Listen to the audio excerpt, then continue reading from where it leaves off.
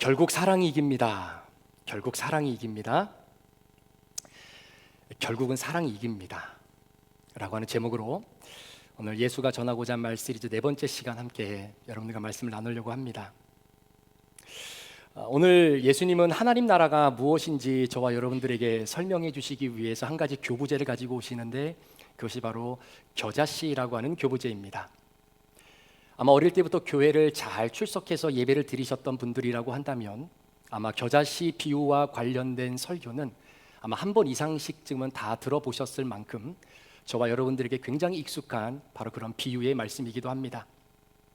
자, 그런 이 겨자씨 비유의 말씀을 혹시 여러분들은 어떻게 이해를 하고 계십니까? 아마 많은 분들이 생각할 때에 눈에도 잘 보이지 않는 그 조그만한 겨자씨가 땅에 심겨지게 되고 그리고 시간이 지나 훗날 새들이 깃들 만큼의 큰 나무가 되어진다라고 하는 바로 이 간단한 내용을 통해서 하나님의 나라는 그렇게 작은 것이지만 어느 시간이 되면 굉장히 큰 나라가 될 것이다라고 하는 단순히 희망적인 메시지를 전해주는 것이 이 겨자씨 비유의 핵심일까요? 어떻게 보면 마치 욥이라고 하는 친구가 빌닷이라고 하는 친구로부터 들었던 그 이야기처럼 야, 네가 지금은 시작은 미약하지만 네 나중은 굉장히 창대하게 될 거야 라고 하는 그런 위로차 말했던 그런 맥락의 비유의 말씀이겠는가라는 겁니다. 그런데 정말 이 겨자씨 비유가 단순히 지금보다 더 큰 하나님의 나라를 소개하는 나름대로의 성장에 초점을 두는 메시지일까? 아니면 자본주의에 익숙해져 버린 우리의 생각 속에 단순히 작은 것에서 큰 것으로 옮겨가는 성장을 하나님 나라의 희망으로 고정하는 것이 오늘 예수님이 겨자씨 비유를 통해 우리에게 궁극적으로 해주시고자 하시는 말씀일까? 한번 생각을 좀 해보기를 원합니다. 만약에 그렇다면 진짜 우리의 바람처럼 이 겨자씨를 심었더니 큰 나무로 무럭무럭 자라게 되는 이 겨자씨가 과연 저와 여러분에게 주는 소망이 있다면, 희망이 있다면 그거는 무엇이라고 생각하십니까? 오히려 성장을 부추기는 겨자씨 비유, 큰 나무가 되어야 되는데 그렇게 큰 나무가 되지 못하는 나의 믿음이 어딘가 좀 문제가 있는 믿음이 아닐까라고 하는 속삭임의 소리를 들어보기도 합니다. 마치 큰 나무가 되지 못한 그 현실 속에 빌닷이라고 하는 친구가 욥에게 찾아와서 네가 이렇게 고난과 고통 속에 있는 것은 네가 죄를 지었기 때문이야. 그러니까 네가 지은 죄를 한번 세워봐 라고 하는 말이 더해지는 순간 우리가 현실적으로 느끼는 하나님 나라의 좌절감은 너무나 클 것 같고요. 그로 인한 하나님의 나라는 우리 눈에서 점점 멀어지게 될 것입니다. 자, 그렇다면 하나님의 나라는 겨자씨와 같다. 여러분, 이 말씀을 오늘 우리는 어떻게 이해를 해야 되고 한 주를 열어가는 오늘 주일의 이 말씀이 저와 여러분의 삶에 궁극적으로 어떻게 적용되어질 수 있을지 오늘 말씀을 중심으로 간단하게 한번 말씀을 나눠보려고 합니다. 먼저 제가 최근에 알게 된 사실 한 가지를 여러분들에게 좀 소개를 하고 그리고 말씀을 좀 이어가려고 하는데요. 여러분, 사람을 포함해서 모든 동물의 세계는 철저하게 먹이 사슬이라고 하는 원리와 원칙 속에서 진행되고 있는 삶입니다. 그런데 그 수많은 동물들 가운데 가장 뛰어난 역량과 지능과 재능을 가지고 있는 동물이 바로 인간, 사람입니다. 그런데 여기서 지능이 뛰어나다라고 하는 말은 어떻게 보면 IQ가 좋다, 말을 할 수 있다, 도구를 이용할 수 있다라고 하는 의미가 아닙니다. 예전에 한 인류학자가 썼던 글을 읽은 적이 있는데요. 여러분, 동물의 세계는 우리가 눈에 보이지 않는 그들만의 규칙과 원리가 그 안에 내재되어져 있다는 겁니다. 예를 들면 어느 한 지역을 다스리는 어떤 지배자에게 누군가가 도전장을 내밀게 됩니다. 그러면 그들의 싸움은 원래 자신들이 가지고 있었던 사회, 자신들이 무리로 만들고 있었던 그 단체가 파괴되어지지 않는 선에서의 싸움이다라는 거예요. 그러니까 원래 그 지역을 지배하고 있었던 지배자에게 누군가가 도전장을 내밀면 원래 지배하고 있었던 그 동물과 도전장을 내민 그 동물 둘만의 싸움이다라는 겁니다. 그래서 그 싸움을 통해서 원래 유지되고 있었던 질서를 계속해서 킵할 건지 아니면 자연스럽게 질서가 교체가 되어진 사실도 있다라는 것이죠. 이게 자연세계의 흐름의 원칙입니다. 그리고 여러분, 자연세계는요 욕심이라는 것이 없어요. 과식이라고 하는 개념 자체가 없다고 합니다. 예를 들어 사자나 호랑이 같이 맹수들이 배가 고파서 다른 초식 동물을 잡아먹고 허기진 배를 채웁니다. 그렇게 든든하게 배가 채워지면 다른 초식 동물들이 내 앞에 어슬렁어슬렁 거려도 그 동물을 잡아먹지 않고 그냥 제 갈 길을 간다라는 이야기죠. 소위 먹이를 저장해 놓는다고 하는 개념이 없다라는 겁니다. 배고프면 잡아먹으면 되고요, 그리고 배부르면 안 잡아먹으면 되는 겁니다. 매우 단순합니다. 이처럼 눈에 보이지 않는 자연 세계의 규칙과 바로 그 법칙에 따라서 결국 자연은 서로가 함께 살아가는 상생의 원칙을 유지하며 삶을 영위해 나가게 되는 겁니다. 이게 동물의 세계입니다. 그런데 그런 동물의 카테고리의 범주 안에 속해 있는 우리 인간은 이상하게도 이런 동물들이 가지고 있지 않는 굉장히 중요한 특이점 하나를 가지고 있습니다. 그것이 뭐냐면 바로 욕심과 탐심입니다.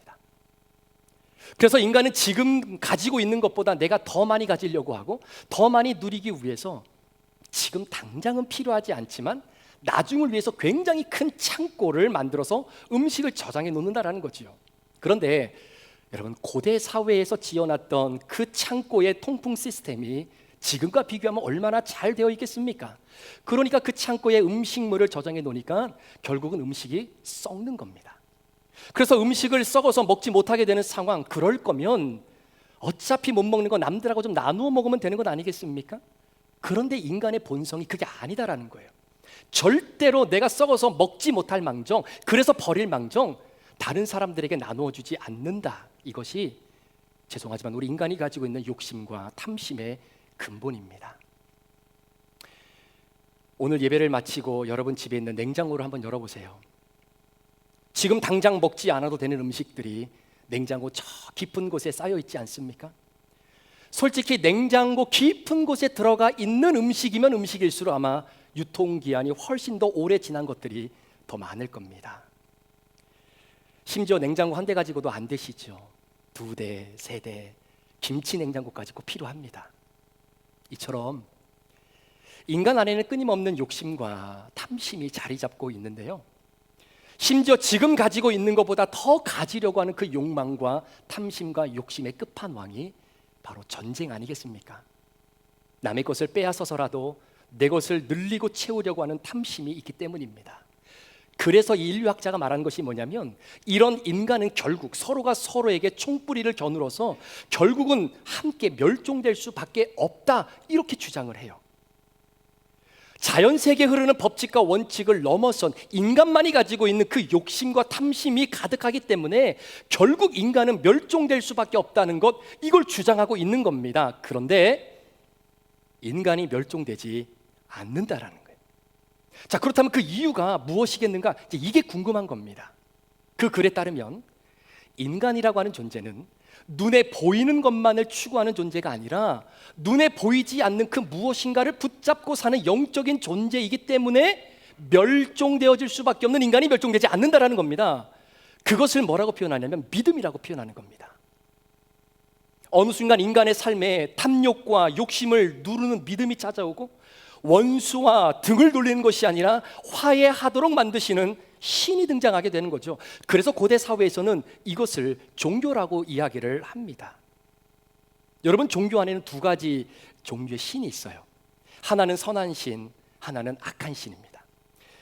그런데 이 둘 중에 사람들은 악한 신보다 선한 신을 더 믿고 산다고 합니다.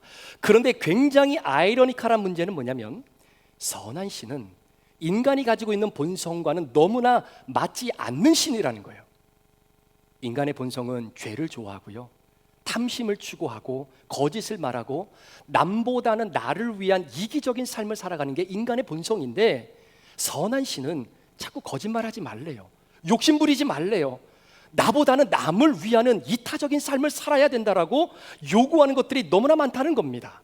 그러니까 악한 신을 믿는 사람들이 하는 말이, 야, 인생 어차피 한 번 살다가 가는데 네가 원하는 대로 네 감정과 기분이 허락되는 대로 사는 게 그게 재미있는 인생이지, 왜 굳이 선한 신을 믿어서 그렇게 고리타분하게 인생을 살아가냐, 엄청난 조롱을 퍼붓습니다. 이걸 보면 이 세상에는 보이는 것이 다다라고 생각하며 살아가는 사람이 있고요, 보이지 않는 믿음을 바라보며 살아가는 사람이 있다라는 사실입니다. 최근에 종교와 자살률에 대한 상관관계를 논문으로 발표한 데이터를 본 적이 있는데요, 여러분, 사람들이 자살에 대한 충동을 느끼는 이유가 뭔지 아십니까? 내 삶의 질이 떨어졌다라고 생각될 때 자살 충동을 느낀다라는 거예요. 그런데 고난과 시련과 아픔과 트라우마와 눈물은 저와 여러분들의 삶의 질을 떨어뜨리게 만듭니다. 그런데 이 땅에 두 발을 딛고 코끝에 호흡이 사라지지 않는 사람 가운데에 고난과 역경과 시련을 경험하지 않는 사람이 어디 있습니까? 이 말은 이 땅에 사는 누구나 할 것 없이 다 한 번쯤은 자살에 대한 충동을 느껴본 적이 다 있다라는 것이죠. 그 글에 따르면 남자보다 여자가 훨씬 더 자살 충동을 많이 느낀답니다. 노년층보다는 젊은 층이 더 자살률이 높답니다. 그리고 가족이나 공동체가 없이 나는 홀로 고립되어 있는 사람이구나 라는 것을 느끼면 느끼는 사람일수록 자살률이 높다라고 그래요. 그리고 종교를 가지고 있지 않는 사람이 종교를 가지고 있는 사람보다 자살률이 훨씬 높다라고 합니다. 그런데 재미있는 것은 그 종교들 가운데도 기독교, 불교, 천주교, 기타 종교들 가운데에 기독교를 믿는다라고 말하는 사람들이 타 종교를 믿고 있는 사람들보다 자살률이 더 낮다라는 이야기예요. 이유는 뭐냐면 이렇게 저와 여러분처럼 예배드리고 하나님을 믿는 기독교인들은 지옥을 믿기 때문입니다. 지옥을. 내가 힘들고 어려워서 차라리 여기서 극단적인 선택으로 삶을 마무리해야 되겠다라고 한들 지옥보다는 낫다라는 거예요. 지옥에 가서 내가 경험해야 할 그 모든 고통과 비교해 보면 그래도 아프고 힘들어도 여기가 낫겠지라고 하면서 삶을 살아내더라는 겁니다. 결국 지옥이 나를 살리더라라는 이야기죠. 여러분, 노아 시대에 하나님을 믿지 않는 사람들은 노아와 그의 가족을 조롱했습니다. 비난했습니다. 멍청하고 고리타분한 인생을 살아가는 사람이라고 손가락질까지 했습니다. 그러나 결국에는 오직 의인은 믿음으로 말미암아 살리라라고 하는 말씀처럼 믿음을 소유한 사람들이 살았어요. 결국은 승리하는 사람은 안 보이는 하나님을 믿음으로 붙잡는 사람들, 그 믿음을 갖고 있는 사람들이 삶의 위기가 찾아올 때에 살아나더라는 이야기입니다. 그러니까 하나님을 믿고 말씀대로 살아가는 사람과 하나님 없이, 말씀 없이 내 기분과 감정과 뜻대로 사는 사람과의 차이는 어마어마한 결과를 초래한다라는 사실이죠. 범사에 하나님을 믿고 살아가는 것이 큰 축복입니다.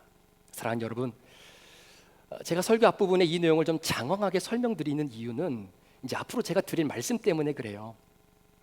한번 잘 들어보십시오. 여러분들은 인생을 살아가면서 여기가 천국이구나, 이게 천국이지, 언제 이렇게 한번 고백하십니까? 언제 고백하십니까? 예를 들면 시카고의 혹독한 겨울, 잠시 피해서 기온이 약 85도에서 90도 사이 정도 되는 구름 한 점 없는 그 아름다운 맑은 하늘 아래, 앞에는 끝이 보이지 않는 그 캐리비안 바다를 바라보면서 내가 먹고 싶은 음식과 음료를 마음대로 먹고 마시면서 아무런 걱정과 근심 없이 편안하게 자연적으로 선탠을 하고 있는 그 현장 속에 있는다. 백발백중 여기가 천국이구나. 그렇게 고백하지 않으세요? 저만 갔다 온 것 같습니다. 네. 우리는 천국을 그런 방식으로 이해합니다. 그런데 오늘 본문의 천국이 뭐라고 하냐면 사람이 자기 밭에다가 심은 겨자씨 한 알 같다, 이렇게 이야기합니다. 여러분, 겨자씨 직접 보신 적 있으십니까? 여러분들의 도움을 좀 드리고자 오늘 주보 맨 메인 페이지에다 제가 겨자씨 하나를 그림으로 담았는데요. 한국에서 담배를 끊기 원하시는 분들이 먹는 것 중에 하나가 뭐냐면 은단이라는 것이 있습니다. 아시죠? 그 은단의 크기가 굉장히 작습니다. 한 알이. 그런데 그 한 알보다 더 작은 크기의 씨앗이 바로 겨자씨의 씨앗입니다. 그러니까 상식적으로 생각해 볼 때 그 조그만한 은단 크기의 씨앗에서 무슨 풀이 자라고, 그 조그만한 씨앗을 땅에다 심은들 그게 언제 자라서 새들이 깃들 만큼의 쉼을 주는 큰 나무가 되겠습니까?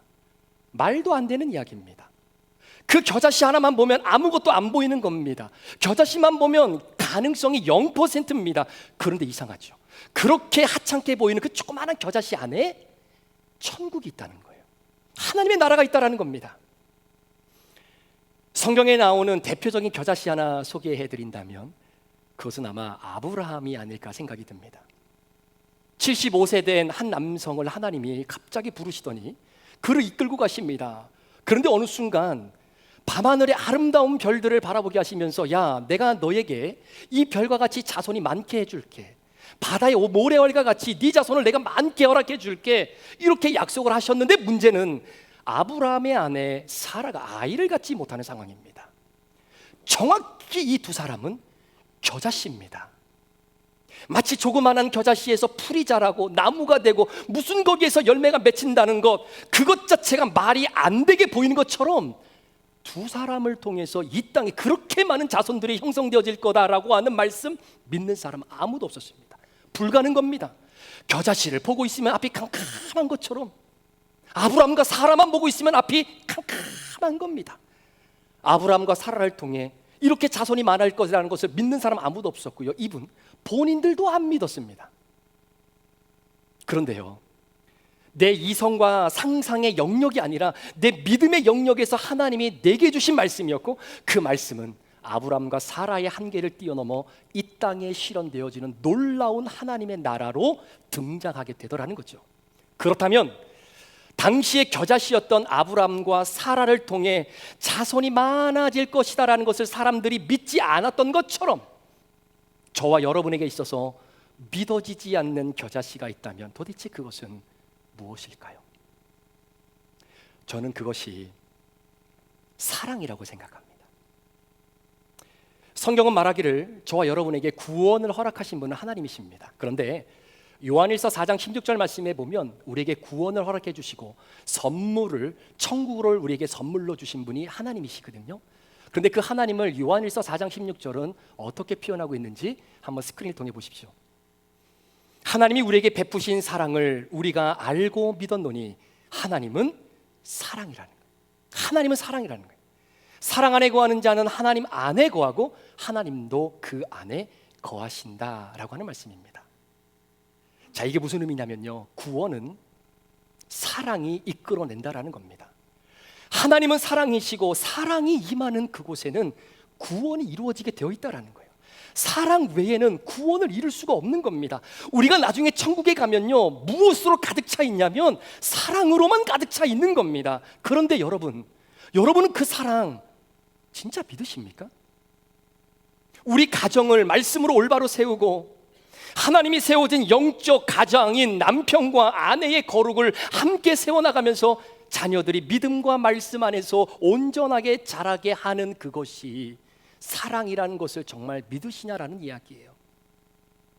우리가 귀에 못이 박히도록 들어서는 알겠지만 실상 뚜껑을 열어보면 그렇지 않아요. 사랑을 믿지 못합니다. 한번 들어보세요. 저도 결혼을 하고 시간이 지나다 보니까 이 아내와 남편의 차이가 어떤 차이인지를 조금씩 더 알 수 있게 되는 것 같아요. 예를 들면 여러분, 남자는요 결혼하고 나면 가정이 1순위가 되고 아내가 1순위가 되는 데 있어서는 시간이 좀 꽤나 걸립니다. 그게 남성들의 성향이에요. 그래서 남자는 결혼을 해도 여전히 친구가 좋고요, 여전히 술이 좋고 게임이 좋고 내가 좋아했던 취미가 여전히 좋아서 혼자만의 시간을 보내는 것을 쉽게 포기하지 못하는 게 그게 남성의 성향이다라고 이야기합니다. 그래서 남자는 결혼하고 나서도 자신이 좋아했던 것을 쉽게 포기하지 못하는 거예요. 반대로 여성분들은 결혼하고 나면 남편과 함께 시간을 보내는 것이 가장 좋고요, 그리고 내 가정을 돌보고 내게 주신 자녀를 돌보는 것이 1순위가 되는 시간이 굉장히 짧다라고 합니다. 따라서 두 부류 중에 누가 맞냐라고 물어보면 그거야 당연히 여성의 생각이 옳은 거죠. 그러니까 우리 남자 성도님들, 여하튼 아내 말만 잘 듣고 살면 인생 망칠 일 없습니다. 여성분이 훨씬 더 성경적인 것은 확실히 맞는 것 같아요.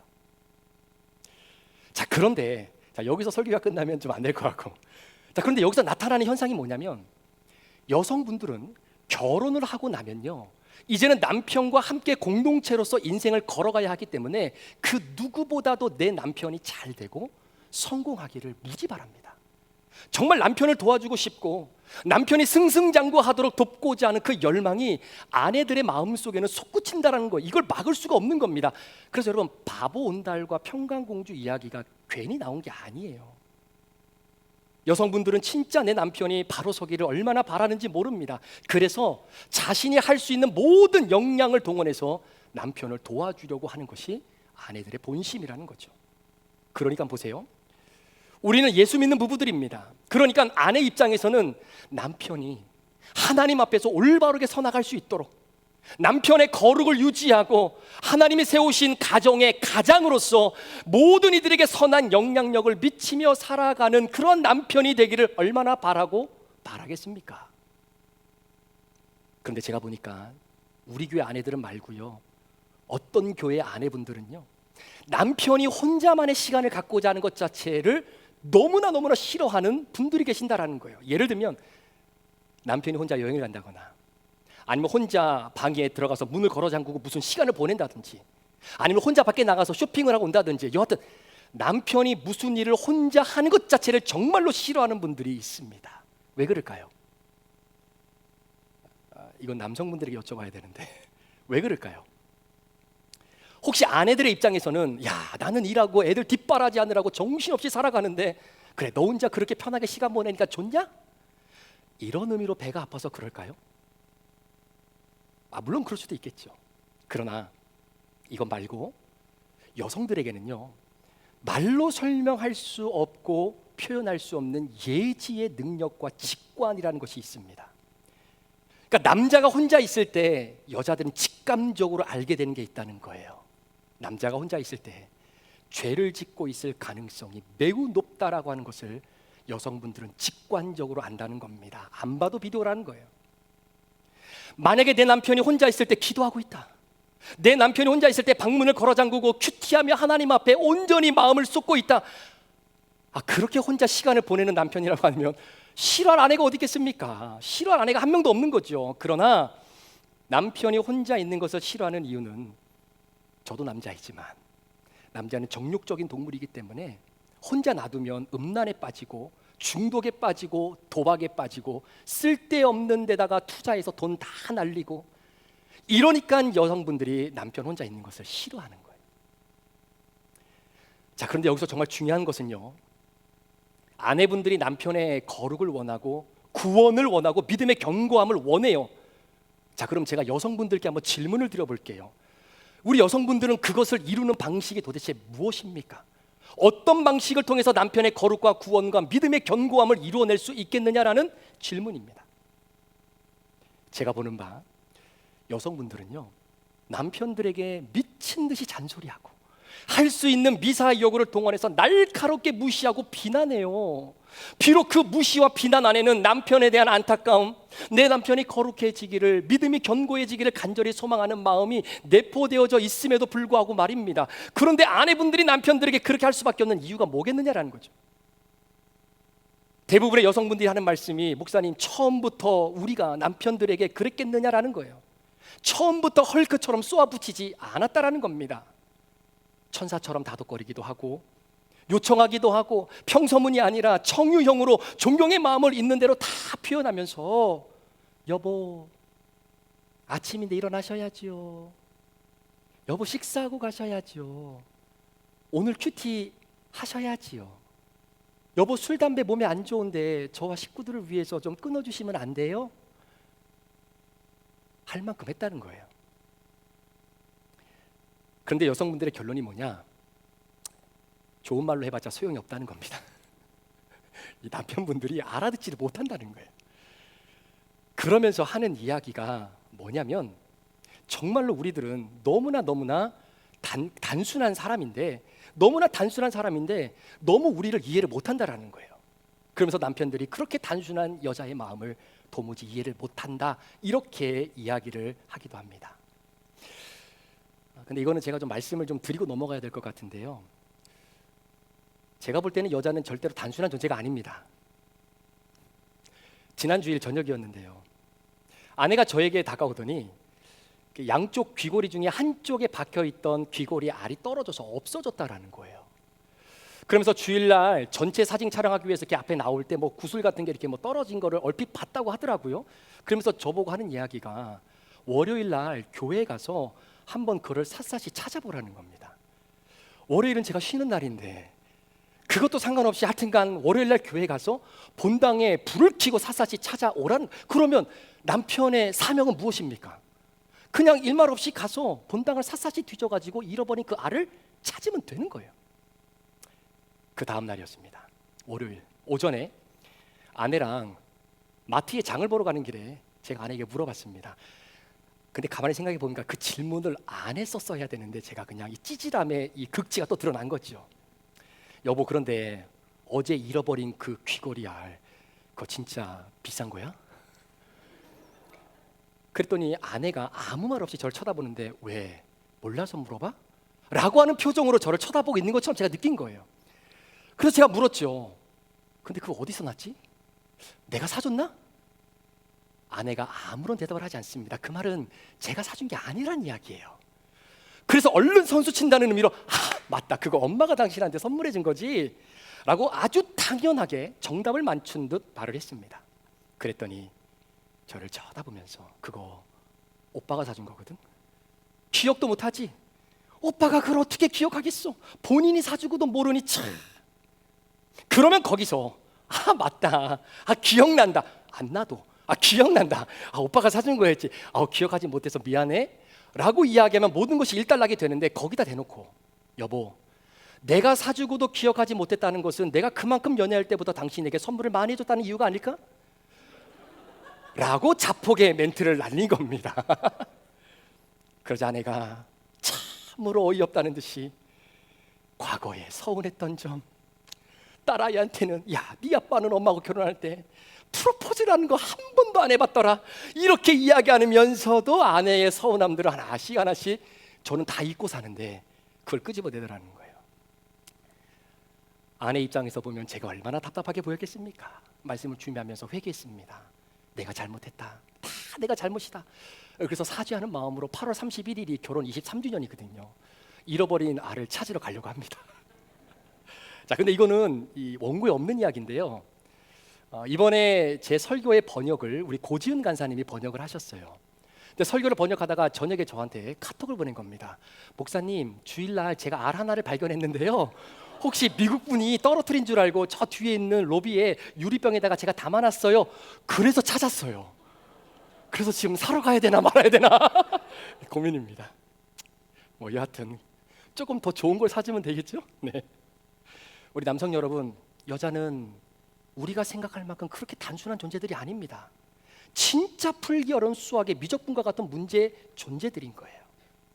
좀 전까지는 기분이 그렇게 좋았는데 그 말 한마디 잘못했다고 과거의 사건을 있는 대로 다 소환해버리는 것, 이걸 어떻게 통제하겠습니까? 혹시 여기 계신 우리 남자 성도님들 가운데에 여러분들이 아내분들에게 사주신 선물 중에 내가 뭘 사줬는지 연도별로 월별로 다 기록하고 기억하신 분? 다 있으시군요. 당연하죠. 예. 그래서 우리 기란나 권사님이 저렇게 행복하게 보이시는 거예요. 그러니까 여성분들은요, 소위 인격적인 방식으로 남편을 양육해 보다가 내린 결론이 뭐냐면, 진짜 죄송합니다 이런 표현 써서, 인간은 말로 해도 도저히 안 된다는 겁니다. 왕처럼 대접해주고 인격적으로 잘 섬겨주면 고마운 줄을 모른다라는 거예요. 당연하다라고 여기는 겁니다. 자, 이렇게 설교를 마치면 우리 남자 성도님들께 몰매를 맞을 것 같아서, 자, 그런데 성경은 말하기를 하나님은 사랑이시래요.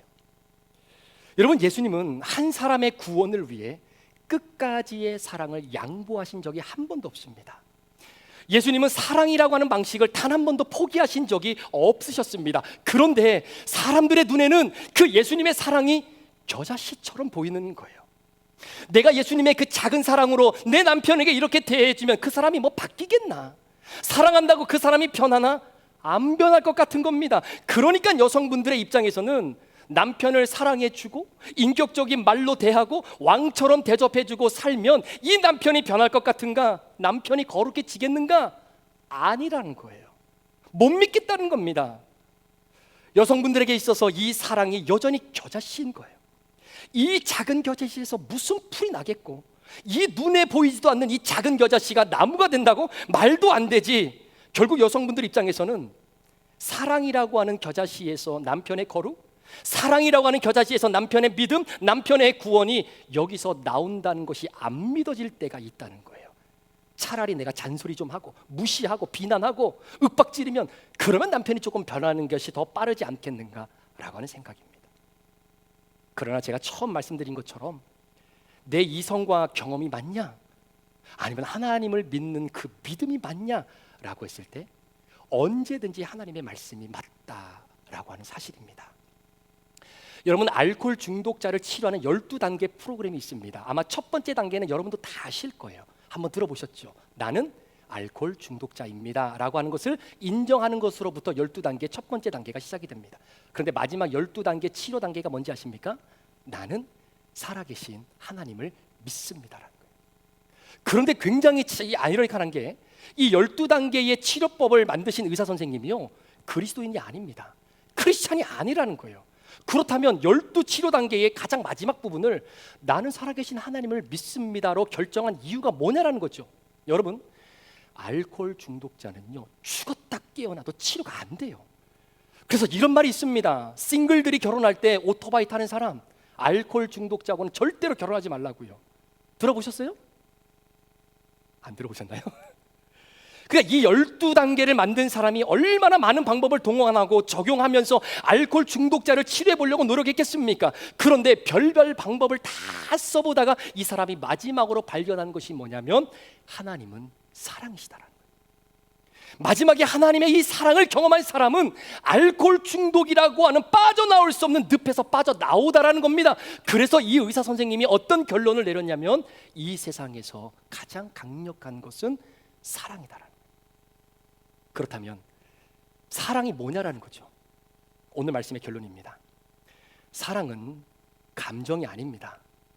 사랑은 단순한 표현이 아닙니다. 사랑은 내게 허락한 그 사람의 영혼 구원을 위한 끝없는 분별이 사랑입니다. 내게 허락한 그 사람의 영혼 구원을 위한 끝없는 분별. 그러니까 내게 주신 한 영혼을 구원의 길로 인도하기 위해 어떨 때는 품어야 될 때가 있고요, 어떨 때는 쓴소리를 해야 될 때도 있고요, 어떨 때는 무작정 기다려줘야 될 때도 있는 겁니다. 따라서 그 사람의 영혼을 구원하기 위해 내가 어떤 방식으로 다가가야 할지를 매일매일 큐티 말씀을 통해서 찾아내고, 내가 속한 브리지 공동체에 물어보기도 하고, 때로는 전문가에게 찾아가서 조언을 얻기도 하고, 여러분, 저는 이것이 사랑이라고 생각해요. 내가 지금 이 사람을 위해서 무엇을 해줘야 될까를 스스로에게 묻고 분별하는 것, 이것이 진짜 사랑입니다. 포기하지 않는 이 사랑이 처음에는 정말 보잘것없는 겨자씨 같지만 그 보잘것없는 겨자씨가 심겨지고 난 이후에 내 배우자와 우리 가정을 거룩하게 하고 그 사랑이 결국 죄를 이긴다라고 하는 것을 믿는 것, 이게 겨자씨 믿음인 거예요. 이 겨자씨 믿음이 있으면 이 산을 명하여 저리로 옮겨도 그 산이 옮겨진다라는 겁니다. 못할 것이 없다라는 거예요. 내가 볼 때는 가능성이 없고 내가 볼 때는 아무런 열매를 기대할 수 없을 것 같은 그 포기되지 않는 작은 사랑의 겨자씨 씨앗이지만 그걸 믿음으로 심으면 결국은 그 믿음으로 사랑이 이긴다는 것을 경험하게 된다는 겁니다. 여러분 인생에 놓여있는 산은 무엇입니까? 남편이라고 하는 산인가요? 아내라고 하는 산입니까? 자식이라는 산입니까? 목사님, 사랑하면 다 해결됩니까? 살아보니까 사랑만 가지고 안 되더랍니다. 아니요, 아닙니다. 사랑 없는 물질, 사랑 없는 관계, 사랑 없는 헌신, 사랑 없는 부부관계 살아가는데 전혀 문제가 되지 않을 수 있습니다. 그러나 기억하셔야 돼요. 사랑이 없는 궁극적인 영혼의 변화, 구원의 은혜는 죄송하지만 사랑 없이는 경험할 수 없습니다. 이번 한 주간 변하지 않을 것만 같은 그 사람에게 내가 오늘도 쏟아붓는 그 사랑이 도대체 어떤 변화를 만들어낼까?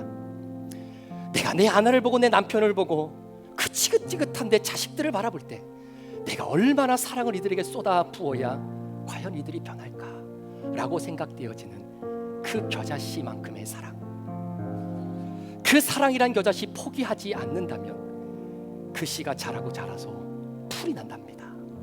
그리고 끝내는 큰 나무가 되는 그 현장에 여러분들을 초대한답니다. 이 믿음으로, 이 겨자씨의 믿음으로 이번 한 주간 사랑의 겨자씨를 포기하지 않고 여러분 가정에 한번 심어 보시겠습니까? 여러분 남편이라고 하는 밭에 한번 심어 보시겠습니까? 여러분 아내라고 하는 밭에, 우리 자녀의 밭에 그 포기되지 않는 그 사랑의 작은 겨자씨 한번 심어 보시겠습니까? 그것을 심을 때에 아무것도 이루어지지 않을 것 같은 0%의 가능성이라 할지라도 그 겨자씨 안에 하나님의 나라가 있답니다. 그 나라가 여러분의 삶에 아름답게 경험되어지는 그런 축복의 한 주가 되시기를 우리 주님의 이름으로 간절히 축원합니다. 기도하시겠습니다.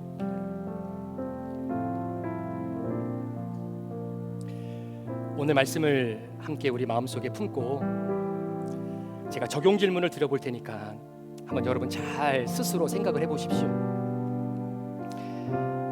내 삶의 겨자씨라고 여겨지는 것이 있다면 무엇입니까? 그리고 그 겨자씨가 자라서 큰 나무가 될 것이라는 믿음이, 그 믿음이 나에게 있습니까? 오늘 나의 삶에 내가 베풀고 표현해야 할 사랑을 경험할 대상이 있다면 그 사람은 누구입니까? 오늘 나의 삶에 내가 베풀고 표현해야 할 사랑을 경험할 대상이 있다면 누구입니까? 포기하지 않는 사랑을 겨자씨와 같은 존재에게 흘려보내기 위해 나는 이번 한 주간 어떻게 준비하며 살아야 될까요? 포기하지 않는 사랑을 겨자씨와 같은 존재에게 흘려보내기 위해 나는 이번 한 주간 어떻게 준비하며 살아가야 되겠습니까? 하나님 아버지, 이 시간 우리 성도들이 내 안에 있는 눈에 보이지도 않는 그 작은 사랑의 겨자씨, 부족하지만 내가 가정에 심기를 원하고 교회에 심기를 원하고 또 그 사람에게 내가 심기를 원하고 아내와 남편 자녀들에게 심기를 원합니다. 그래서 그 겨자씨가 자라고 자라서 우리 성도들의 가정에 아름다운 하나님의 나라가 아름답게 드리워지는 은혜가 이번 한 주간 있게 하여 주옵소서. 부부관계가 힘들고 어려운 가정들, 서로가 서로를 위해 심은 그 겨자씨로 인해 아름다운 사랑의 은혜를 경험할 수 있도록 도와주시고, 부모와 자녀와의 관계가 어긋나 있는 가정들이 있다면 주님, 우리 부모가 먼저 자녀들을 위해 사랑의 겨자씨를 심을 수 있도록 주님 인도하셔서 그 겨자씨 안에 담겨놓으신 하나님의 나라가 우리 가정 가운데에 아름답게 느껴질 수 있도록 역사해달라고 주신 말씀 붙잡고 우리 한번 결단하며 같이 한번 기도하겠습니다. 기도합니다. 하나님 아버지 감사합니다. 하나님 이 시간 우리 사랑하는 귀한 성도들을 축복해 주시옵소서. 하나님 그렇습니다. 하나님 우리에게 주신 사랑의 겨자씨, 하나님 우리는 탐심이 많고 욕심이 많습니다. 하나님 내 것을 더 추가하려고 하고 더 많이 가지려고 하고 나만 잘 되면 된다라고 하는 생각들이 너무나 많습니다. 하나님 아버지 이 시간에 기도합니다. 그러나 하나님 우리는 믿는 사람들입니다. 하나님 보이지 않는 것을 바라보며 보이지 않는 하나님과 말씀 붙잡고 살아가는 사람들입니다. 그 하나님이 말씀하신 대로 순종하며 살아갈 때에 오늘 우리에게 주신 이 말씀을 통해 하나님 내가 정말로 사랑을 허락해도 그 사랑의 열매가 일어나지 않을 것처럼 여겨지는 그 겨자씨가 무엇인지 하나님 다시 한번 내 모습을 돌아봅니다. 남편을 향한 나의 마음입니까? 아내를 향한 나의 마음입니까? 우리 자녀들을 향한 부모인 내 마음입니까? 하나님 아버지 고백합니다. 용서하여 주옵소서. 그 보이지 않는 작은 겨자씨 안에 천국이 있답니다. 그 안에 하나님의 나라가 있답니다. 그 믿음을 가지고 겨자씨의 사랑을 심는 것이 겨자씨의 믿음인데, 이 믿음만 있어도 이 산을 명하여 이쪽에서 저쪽으로 던져도 그 산이 옮겨진다고 말씀하신 하나님, 그 놀라운 은혜를 우리 사랑하는 성도들의 삶 가운데, 가정 가운데에 아름답게 경험할 수 있도록 주님 역사하여 주시옵소서.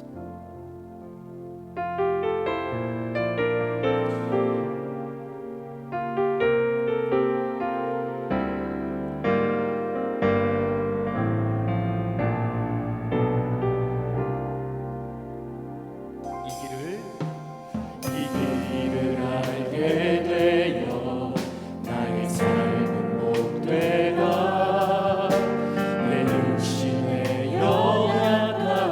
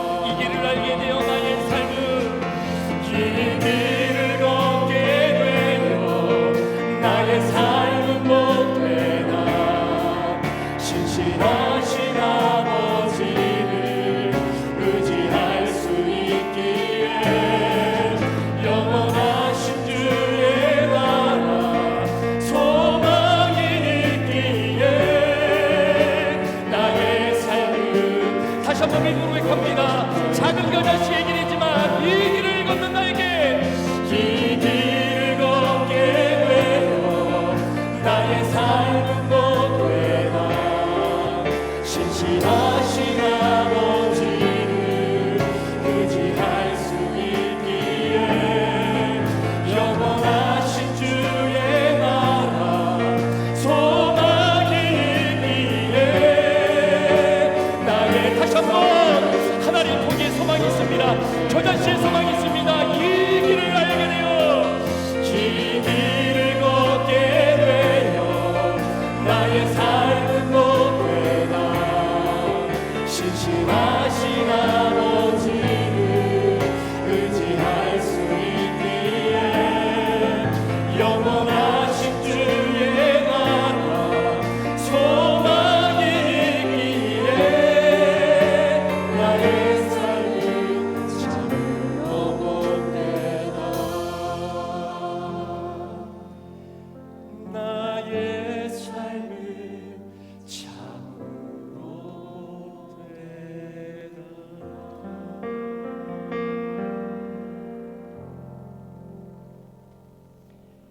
지금은 우리 구주 예수 그리스도의 귀하신 은혜와 우리 아버지 하나님의 무한하신 사랑하심과 성령님의 감화 감동 충만 교통 위로하시고 오늘도 우리 안에 내주하시는 그 놀라운 역사가 예수 믿는 부부로서 또 예수 믿는 주의 자녀로서 이 땅을 살아갈 때에 하나님께서 허락하신 하나님 나라의 그 은혜를 기억하고 내 눈으로 볼 때는 불가능하고 도저히 아름다운 풀과 그 무성한 잎을 내어 모든 이들에게 쉼을 건네줄 수 없을 것만 같은 그 조그마한 사랑의 겨자씨라 할지라도 믿음으로 심으면 하나님께서 아름다운 천국을 우리의 삶 가운데 허락해 주실 줄 믿는 그 겨자씨의 믿음을 가지고 이번 한 주간을 살아가기로 다짐하는 우리 사랑하는 모든 성도들 머리머리 위에 이들의 가정과 직장과 우리 사업터 위에 우리 자녀들 위에 대중의 생명 위에 지금부터 영원토록 함께 계시기를 간절히 축원하옵나이다. 아멘.